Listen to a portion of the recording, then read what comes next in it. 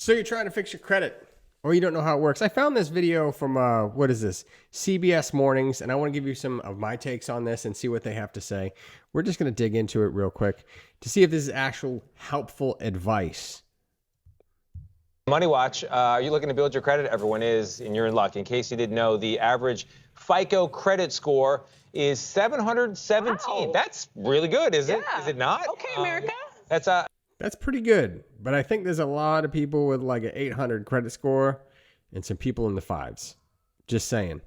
I know some people in the fives.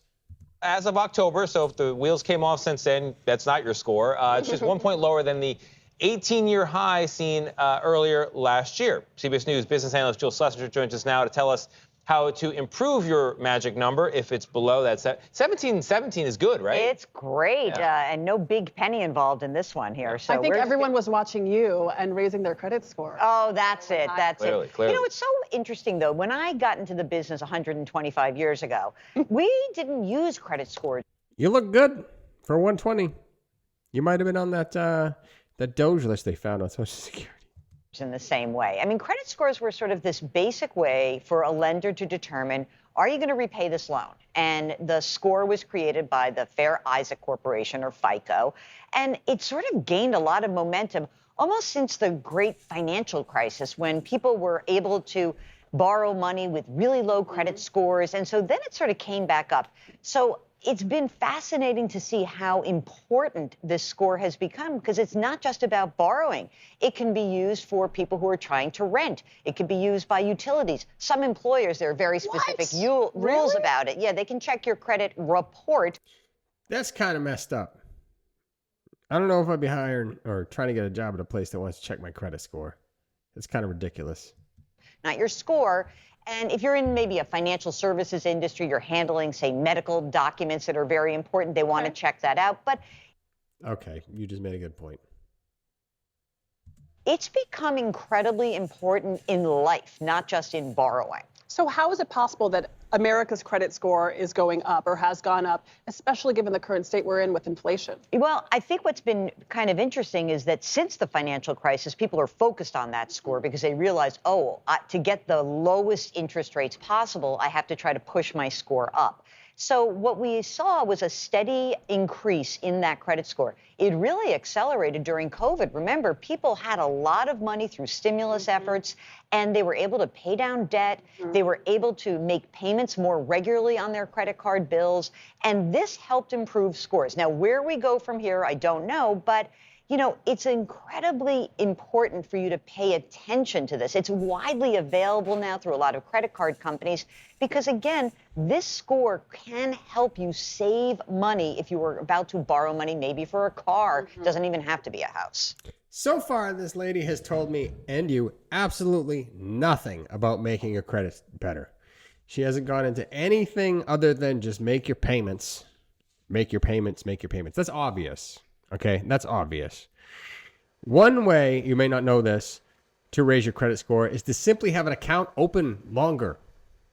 Think of a piece of pie. There's several pieces to the pie where it gives you a different rating, and maybe they'll cover it later on in the video, but one of them is the length at which you've had an account. If you open up a secured credit card, which is you could go, I don't even know if Macy's is a thing anymore.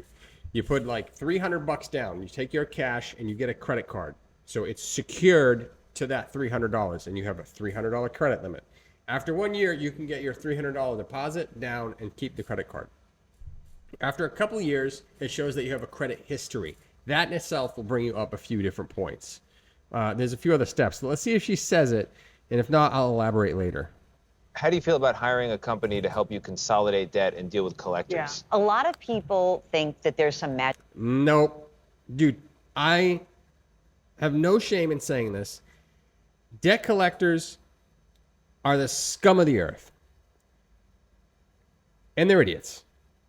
And you can handle it by just getting on the phone with them. If you're a debt collector, dude, I'm sorry. You have like one of the worst jobs ever. I'm sorry.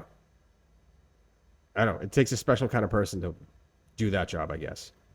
Magic solution. I tend to believe that you are your best advocate. So if you are drowning in debt and you think you want to make a deal with a company, you should call directly. It's your voice and your story that's going to make an impact. And I hate having to pay a service, a third-party service, to do something that I think you can really do on your own.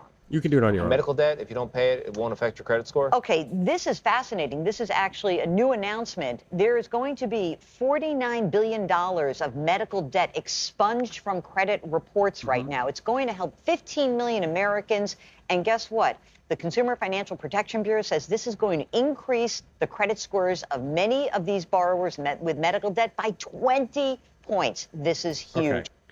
So I'm not a financial advisor. I'm not giving you advice. What I would do in this situation, just me personally, if I had medical debt and I didn't have the cash to pay it off right away, if I had other debt like a credit card or something, I would let that sit and let the creditors call you and then call you and then call you. I'm going to pay it back, but it's not going to affect my credit report. So what I would do is pay off the credit card and all the other debt first and leave that one kind of hanging.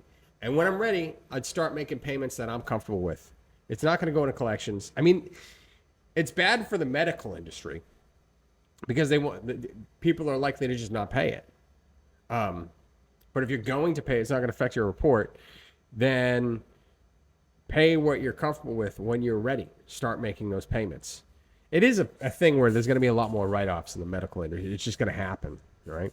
But if it doesn't go to collections and affect your, it might go to collections. But if it doesn't go to affect your report, then I would pay that bill last, regardless of the size. Unless it was like $200 and I have like $5,000 on a credit card, just pay the $200 and get it gone. Start with the smallest. You can do the debt snowball thing that Dave Ramsey says. Even Robert Kiyosaki, who is a big debt guy, wrote Rich Dad Poor Dad.